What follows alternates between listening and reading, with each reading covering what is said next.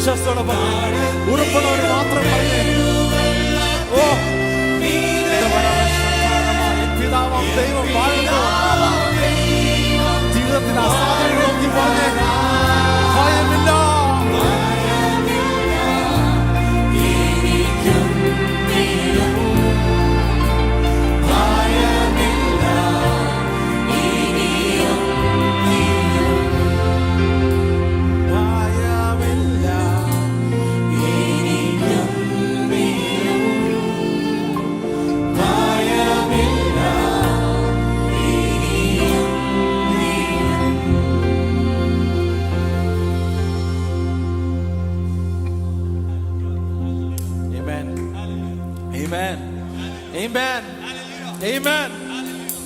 ഇന്നലെ ശുശ്രൂഷിക്കുന്ന സമയത്ത് എന്നോട് ദൈവാത്മ ഒരു പദം തന്നു.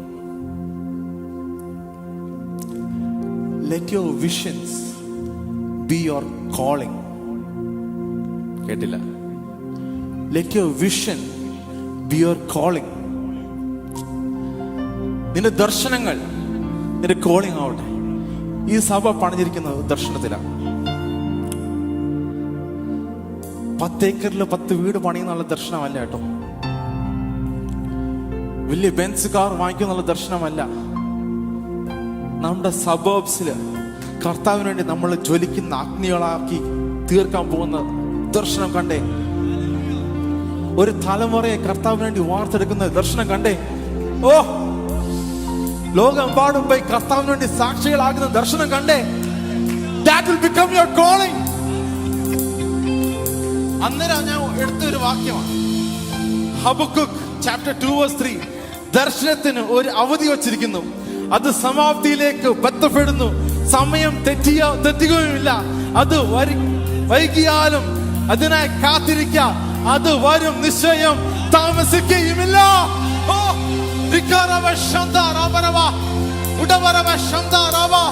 നിന്റെ ദർശനത്തെ തടയാൻ ലോകത്തിലെ ഒരു ശക്തിയും കഴിയത്തില്ല കേട്ടോ.